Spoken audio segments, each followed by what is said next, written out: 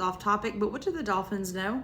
I'd like to remind you that the government told us that the aliens are living in the ocean, and they also told us it's illegal to try and interact with a wild dolphin.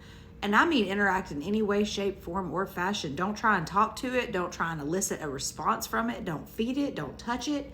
Don't nothing. Don't even look at that bitch. Now, they say this is to protect dolphins and humans alike, and I'll buy that because they're wild animals, okay? But why can't I even try to speak to it? Why can't I even just try to elicit out of it? I don't know how dolphins sound. The fuck, they don't understand me and I don't understand them, right? Right?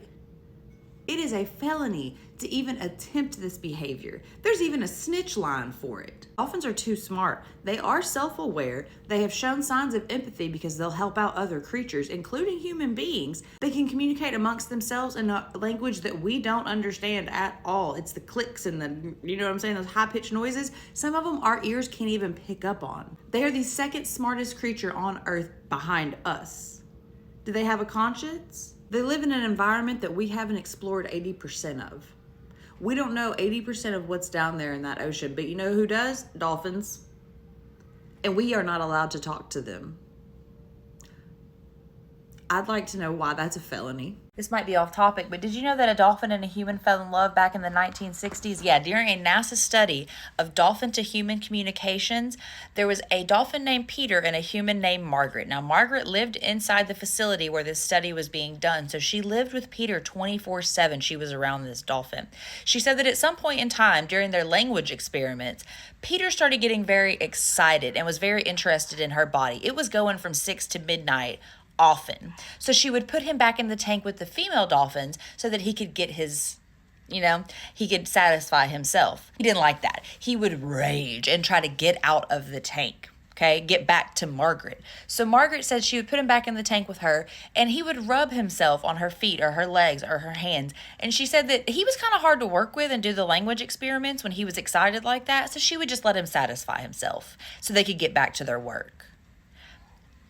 This study was fucked up. It took a turn when they started giving LSD to Margaret and the dolphins, so NASA pulled their funding. That's a whole nother story, though. Anyways, when NASA pulled funding from it, they had to shut down the project. So Peter and Margaret were separated. 2 weeks after they were separated, Peter went underwater and opened up his blowhole. So yes, when Peter went underwater and opened up his blowhole, he was self-deleting. You see, he was that sad about losing his love, Margaret. You see, Margaret and Peter have been in self-isolation together in this tank for 10 whole weeks. Margaret even had a bed and a desk suspended from the ceiling, so she never had to leave Peter's side. She even ate canned food only to avoid human interaction. Now, the whole point in living like this was so that she could teach Peter the English language, and she did low-key kind of succeed. She taught him how to say we, hi Margaret, which is weird as hell.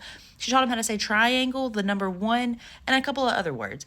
But when the scientist in charge of this named Dr. Lilly got obsessed with LSD, he decided he was going to give the dolphins LSD. Now, this LSD did nothing for their language skills, but it did help them with the nonverbal communication and understanding what the dolphins wanted. But NASA found out about this, pulled their funding because they already had the CIA working on making dolphins some fucking soldiers, so they didn't need Lilly over here doing this. Because Dr. Lilly's final vision for this whole project was so that dolphins could have a seat at the UN and speak for the ocean. He firmly believed dolphins could make human noises through their blowholes. And maybe they can. Maybe that's why we're not allowed to talk to them. You ever seen Inside Job? The CIA had plans for dolphins, though. So we'll get to that, though. Hey, so while we're talking about dolphins, back in the 60s, the Navy developed the U.S. Navy Marine Mammal Program, where they literally teach dolphins and sea lions how to dive deep and find underwater bombs or apprehend unwanted swimmers in the area. They actually put them in charge of guarding naval bases sometimes. Like back in the Vietnam War, they put a pod, so 5 dolphins, in charge of guarding this ammunitions bay in Vietnam. Could you imagine if you were fighting in that war and you were swimming up on that bay like, yeah, I'm finna fuck shit up, and then a dolphin apprehend you? That's an upper hand, babe. That's more than an upper hand. You got the ocean on your side. Because back in 2003, we used a dolphin again named K-Dog to swim through the Persian Gulf and find underwater mines that might blow up. And they weren't just using these dolphins for offense either. They used them for defense too. They would strap bombs to these dolphins and send them off to the enemy. Here, look. This is Operation Oxygas. I don't really know how they said it. But look at the dolphins with the explosive strapped to them, swimming away, going to an enemy sub or an enemy ship.